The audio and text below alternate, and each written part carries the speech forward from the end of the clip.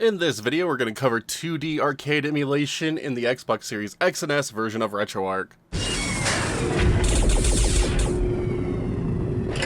Alright, time for some arcade emulation updates. Not much has really changed in the setup process since my last video, but it's nice to get everything looking roughly the same. So, in this video, we're going to talk about the updated process of getting Final Burn Neo set up to play your arcade games. Now, Final Burn Neo is great for 2D arcade emulation, but if you want to play 3D arcade games, you will need to get something set up like MAME. But let's go ahead and dive in. Now, to get started with arcade emulation on the Xbox Series X and S version of Retroarch, you need to install the Xbox Series X and S version of Retroarch. If you haven't done so already, a link will be in the description below to my How to Install Retroarch guide. Pay special attention to expanding the dev mode storage section here, as well as the advanced setup section at the end showing you how to access your Xbox's internal SSD, because we will be doing that a bit in this video. Next, you will need to source some arcade games, and these can be such a pain in the butt to obtain legally. I actually managed to dump most of mine from a Super Retrocade from Retrobit. Very convoluted process, but hey, at least it's able to be done. Then there's also ways to dump them from arcade 1-up cabinets if you happen to own one. Or of course, as always, you can resort to the shady part of the net to get them. I really don't care which way you go about doing it, but don't ask me for illegal download links as I will never provide them. Now, once you have arcade games sourced, you do need to make sure that they are rebuilt for the current version of Final Burn Neo that you are trying to use.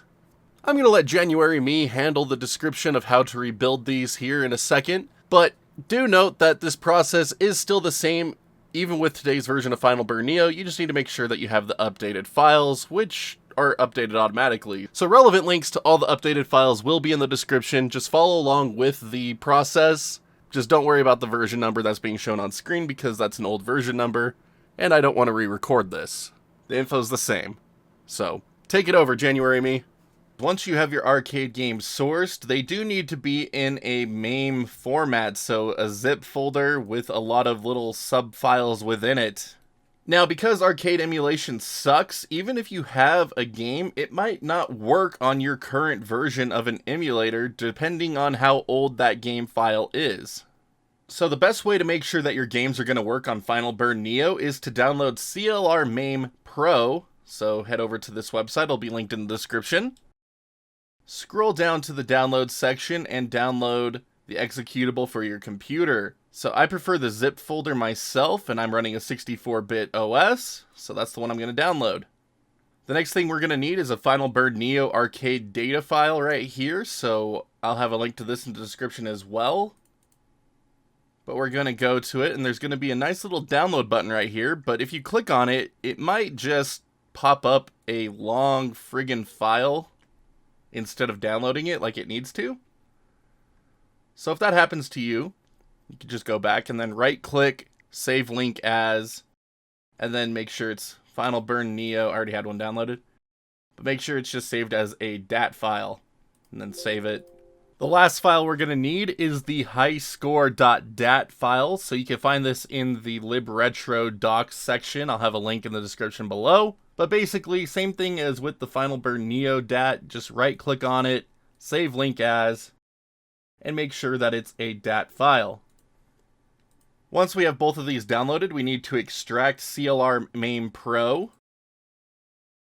So just do this any way that you can. If you have WinZip, WinRAR, whatever. I use 7-zip. But get it extracted, open up the folder, and then launch cmpro64.exe, or whatever version that you downloaded. You should be on 64-bit. And it'll load up this little profiler thing right here. And that's when we're going to grab our Final Burn Neo DAT file, drag it in. Where do you want to put this DAT? Profiles, select OK. And it will appear right here. So select it, click on Load. When it asks you for settings, click on Default. Just hit OK to all of this. And again. There we go. Now we have CLR MAME Pro's main menu up here. Now before we do anything, we need to set a Rom folder. So I'm going to add where I have my arcade games. I just have them in a folder called Arcade Games. And then from the drop-down menu here, go to sample path and then just add another folder. I don't really know. I'm just going to add a samples folder within the arcade folder and select that. Again, I'm not that into arcade emulation, so I'm not sure of the proper usage of a samples folder, but it says it needs one, so I gave it one. Once you have those set, you can close out of this and go into the scanner. We want non-merged sets, and then click on advanced and tell it to not separate BIOS sets. So we want it to check everything, and then we can also tell it to fix everything, like date, size, name, unneeded files, case. Don't click missing, otherwise it'll add in a lot of extra nonsense that you don't need. And then click new scan.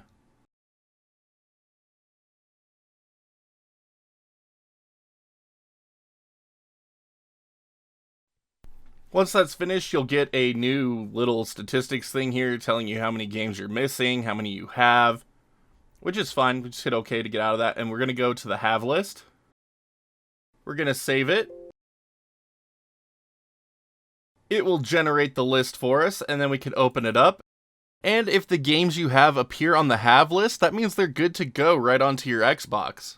If they don't show up here, it means they likely will not work. Either they're missing a single file or multiple files, I don't know. But if they don't show up on your have list, you gotta do extra work for them. You can also look at the set information over here. If you click on this, it'll bring up a nice little list of everything that you've got. So you can find one of the games that you have. 1942. So here it shows that I have all of those files, but if I go down to 1941, I don't have them. But I do have the required BIOS files from a different ROM. But this lets you know what you're missing and what you need to find to fix it. So if you have a game that is just missing like one file, you just need to track it down. Now, just a note here for arcade games, they do need to be non-merged, so they can be either split, which I'm not covering, or non-merged sets where it includes the BIOS files inside the ROMs. If you have a merged set, which includes like all the clones and various sub-releases of a game, Retroarch will not be able to see them, so you will need to rebuild them.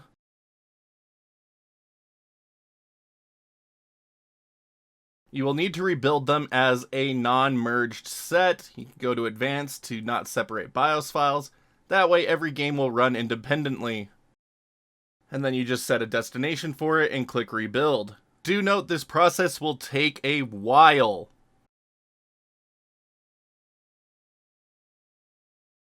After the rebuild is done, you're going to end up with a ton of zip files for games you might not even have, but they share BIOS files with another game. So what you're going to do here is just look for the games that you originally put in. So for example, I had 1942, 1943, Marvel vs. Capcom, Street Fighter 2, Street Fighter Alpha 2, and Street Fighter Alpha 3, Star Wars, and TMNT 2. So I'm just going to cut these out, put them in a new folder, and then I'm just going to delete this fixed arcade games folder I made earlier. But from here we could go back into CLR Main Pro, go back to the scanner, close out of that, change our settings. We could choose the new ROM path. We're going to change this just to new folder 2. Close this, go back into the scanner. Non-merged sets, look at everything fixed again. New scan.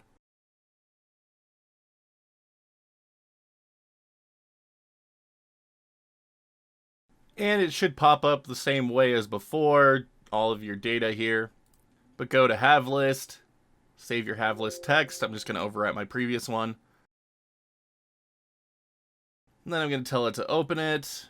And there we go. It found all of the games that I had before, because I already had them in the right format, but I rebuilt them. They are still good. So now I can just copy them over to my USB drive. So for those of you out there with merged sets, you will need to do this rebuild. If you have non-merged sets, you should be fine. Alright, thank you so much, January me. Alright, once you have your arcade games all rebuilt to work with the current version of Final Bird Neo, you just need to decide if you want to put them onto a USB drive or your Xbox's internal SSD. For my purposes, I'm just going to add them to my USB drive. And optionally, if you want to, you can also copy that Final Burn Neo DAT file you used to rebuild the games into your USB drive as well, so that way when you make a playlist, it will give your games the correct names. So I just went ahead and copied that onto my flash drive as well. And we'll touch on this again in a second. Now, if you wanted to store your arcade games internally, you just need to access your development files folder. Again, refer to that advanced setup section in my Retroarch video on how to get there. And if you're on Windows, please make a file share. It makes things so much easier. All you have to do is click on it. And once inside, Windows Apps, Retroarch folder, your made games folder, and drag your games right in. Now there is one more optional step we can do here if you want to have high scores enabled for your arcade games. In the Final Burn Neo Retroarch page, there is a high scores DAT file. Right click on this and save the link as highscores.dat. I'm just going to put it on my desktop. Now with this downloaded, I'm going to make a new folder and name it FB Neo. Just like that. And then I'm going to drag the highscore.dat file right on in. Now we just need to access our development files folder again. So again, development files, Windows Apps, Retroarch folder, and we are looking for our system folder. And just drag your FB Neo folder with that highscore.dat file right on in. And now your arcade games can have high scores. With all of these steps out of the way, we're ready to close out of everything on the PC side, take our USB drive out, put it back in the Xbox, and load into Retroarch. Alright, and with everything in place, let's get booted into Retroarch.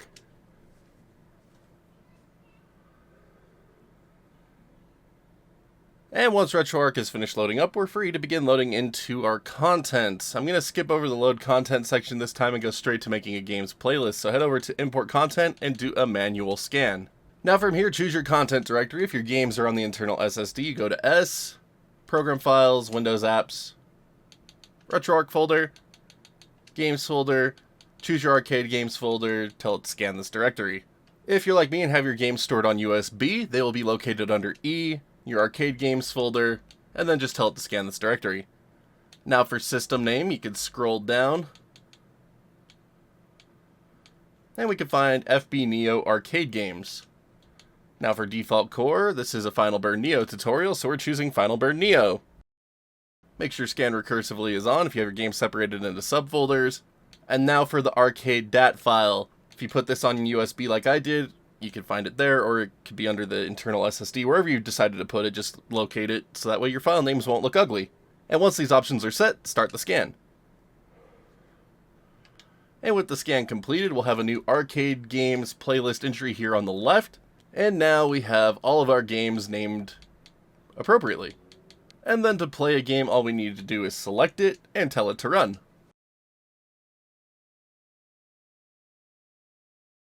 And we're ready to begin playing our 2D arcade games with Final Burn Neo. You can press the back button on your controller to activate your coin slots, and then press start to begin playing. But let's go ahead and talk about some of the more advanced core options available within Final Burn Neo. So if we go into our Retroarch quick menu, head down to Options. And our first option is to use 32-bit color depth when available. Turn this option on for better colors. Next, vertical mode. If you have a display that can rotate and you want to take advantage of it in vertical shooters like 1942 here, you could turn this option on to rotate the screen 90 degrees to the right, or alternate to make it to the left, depending on how your screen can rotate. But as you can see, it gives you a lot more real estate to work with in these vertical shooters. Next up, high scores option. You can leave this on. Again, just put that Final Burn Neo and then highscores.dat file in the system folder for this to really work. Allow patched ROM sets. You can leave this on. I'm not covering patched ROM sets though. Analog speed, you can increase the sensitivity or decrease it here. We can't do light gun stuff on the Xbox version of Retroarch currently, so we're going to skip over that one. And that brings us to CPU clocks. So for older arcade games that had hardware-induced lag, you can overclock the emulated CPU of that system to make it go faster. We're going to skip frame skip settings because bleh, and move on to audio settings. First up, sample rate. This is set to 48,000 by default. If you want to have slightly lower audio quality, you can knock it down. Next, we could change our sample and FM interpolation, and then also enable a low-pass filter. Next up are dip switches, and these will be arcade game specific. You could set a number of settings within your arcade games directly from the Retroarch quick menu, which is one of the reasons why I love Final Burn Neo so much, because it's just really easy. Well, you can choose coins, cabinet types, bonus lives, starting lives, and then player 2 coins, service mode, flip the screen around, difficulty levels, but these are going to change depending on what game you are actually playing. And again, dip switches will change from game to game, so check that section out. It's really cool to see what you could do with some of these arcade cabinets. But that's going to do it for core options. If there's an option you want to have set for some games but not others, not regarding dip switches, you can save them as a game options file within the Manage Core Options settings here. But now, just as a quick note here, there are some games that don't have their options within the Retroarch quick menu. One of those being Marvel vs. Capcom. As you can see, there's no dip switch settings within the core options here. And in cases like this, you will need to use the diagnostic input button. I have mine set to hold select. Yours might be set to hold start by default. I had to change this for Neo Geo games. But going back into the game, you can hold down your diagnostic button and it will bring you into a test menu, and that's where you can begin to configure stuff in the game. So things like difficulty, coin modes, and other things like that. So just be aware of that for games that don't support the dip switches within the quick menu. But that's going to do it for Final Burn Neo arcade emulation on the Xbox Series X and S. Again, a little bit more complicated to get set up thanks to arcade games being what they are, but once you get it going, it can be very enjoyable. And again, Final Burn Neo is specifically meant for 2D arcade games, so for any of those 3D arcade games, you are going to need to pull out MAME or something like that. As always, if you happen to have any questions about getting things set up, feel free to ask me down in the comment section below, and I'll do my best to try to help you out. I'm not a big fan of arcade emulation, but I'll do what I can. But now, if you could all do me a huge favor, and please be sure to hit that like or dislike button, just depending on how much you like today's video, and if you haven't done so already, hit that sub button so you can see when new videos go live on the channel. Things are constantly updating, and we try to keep things here as up to date as possible. If you'd like to further help support the channel, you could also check out that join button here on YouTube or the Patreon link in the bottom right hand corner of the screen. Little goes a long way to keeping us going, and we're so grateful to all of our current champions who believe in what we do and just show that support. Thank you all so much for being our friggin' rock stars. You're all amazing. But that's gonna do it for this one, so until next time, my wonderful internet peeps, you all stay awesome, and we will see you back next video.